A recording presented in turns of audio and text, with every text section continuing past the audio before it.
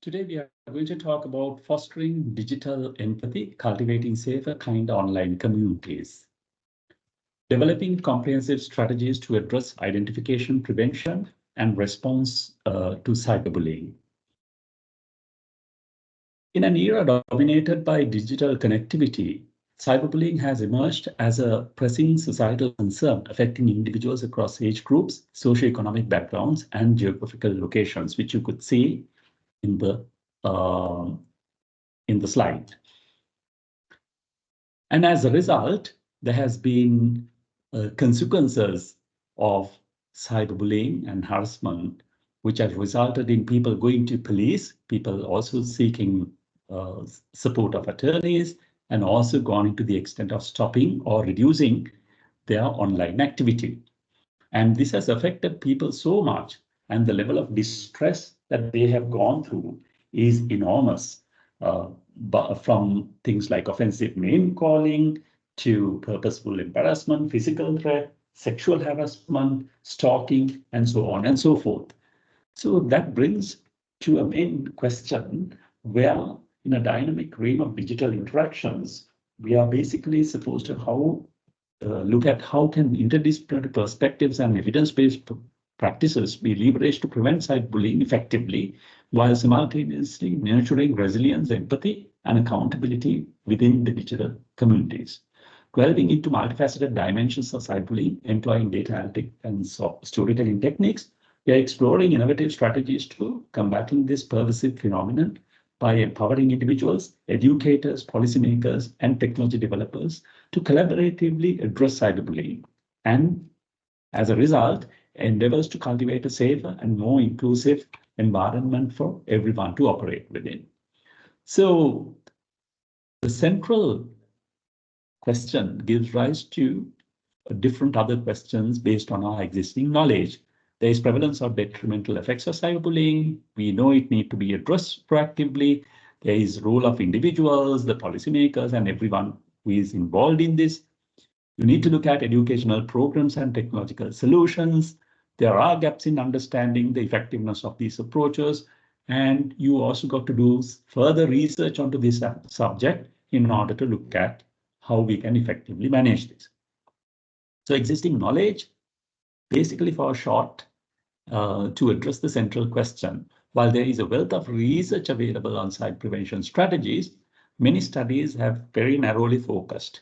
And there is also limited understanding on how effectively resilience could be fostered, empathy could be built, and accountability within digital environments can be enhanced to prevent cyberbullying.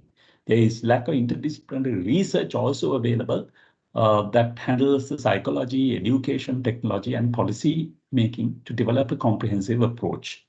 So the question seeks to clarify how these interdisciplinary perspectives and evidence-based practices could be leveraged to fulfill the gap that is currently prevalent. So this gives rise to three main questions. How do cyberbullying prevention strategies could impact resilience development among adolescents? What are the mechanisms that could foster empathy in digital communities and how they can be utilized effectively? And what are the kind of strategies that we have in order to enhance accountability on digital platforms to prevent cyberbullying? So there is further analysis that need to be done on these questions. And then research indicates positive impacts of interventions such as coping skills training, peer support networks on resilience development, scalability and individual differences that are posing challenges, but it requires further exploration. Fostering empathy through education and modeling is also can be looked at. There are challenges. There is online disinhibition, which is going to hinder effectiveness. Strategic like community guidelines, reporting mechanisms aims to enhance accountability, but there are obstacles such as enforcement challenges and ethical dilemmas that are existing. So this analysis is drawing additional questions like interventions on education and modelings are very promising, but there is a need for critical examination of what are the limitations that are there. You also need to look at ethical considerations such as privacy concerns and potential reinforcement of stereotypes need to be looked at very carefully in design and implementation stages. These insights will offer very valuable directions for cyberbullying prevention, but further research need to be done in order to look at how the implementation barriers are to be overcome. On a synthesis of cohesion of results, there is an intricate interplay between fostering empathy and effective cyberbullying prevention within digital communities, and interventions such as education and modeling, although they offer very promising avenues, but cultivating empathy and implementation requires very careful consideration on a contextual factors, because different contexts work very differently, particularly on cultural side. There are other implications on related questions like integrating empathy, building components into prevention strategies and digital citizenship education. Individuals need to navigate online spaces very responsibly and contribute to creating very safer digital environment. Promoting empathy, fostering healthy interpersonal relationships enhances cultural understanding, but also guides ethical technology design. Emphasizing empathy not only addresses the root causes of cyberbullying, but also aligns with broader societal goals of fostering empathy, promoting positive relationships, and cultivating inclusive digital communities. So in conclusion, prioritizing empathy in cyberbullying prevention efforts because it directly impacts the well-being of individuals and digital communities.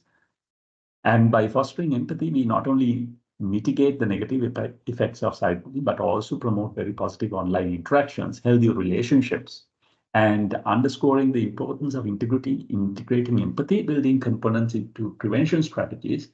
Digital citizenship education and technology design practices can be brought in. Applying these knowledge with educators, policymakers, and technology developers and individuals alike could contribute to creating a very safe and more empathetic digital spaces. Through these collaborative efforts and commitment, empathy-driven approaches, we can work towards building a digital world where kindness, understanding, and respect to thrive, ultimately benefiting everyone in the society. And that brings to the conclusion of my presentation. Thank you.